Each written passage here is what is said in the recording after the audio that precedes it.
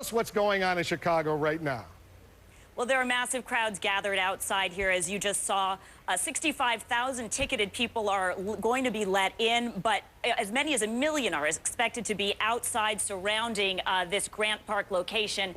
And walking on the streets outside, Wolf, you can feel the intensity, the excitement, the anticipation for what they hope will be a truly historic night. He's their hometown boy here in Chicago, Barack Obama is, and so there's real passion for him in this town, Wolf. And where is he and his family? Where are they now? Where are they watching all of this? They might be watching us right now on their own monitors, wherever they are.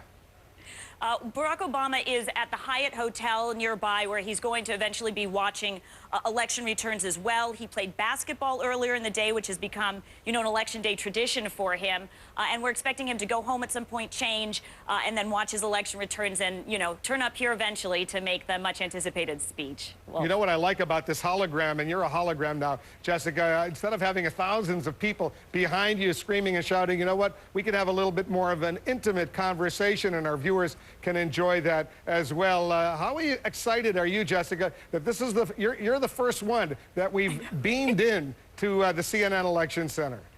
I know. It's like I follow in the tradition of Princess Leia.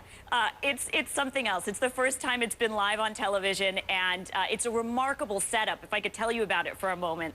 I'm inside a tent in Chicago that's been built. Engineers spent about 3 weeks doing it. There are 35 high-definition cameras ringing me, in a ring around me. I'm in the center, and they shoot my body at different angles, and I'm told that transmits what looks like an entire body image back there to New York. These cameras, I'm told, talk to the cameras in New York, so they move, and they know when to move when the cameras in New York move, and it looks a little different from a real person there, but it's pretty remarkable.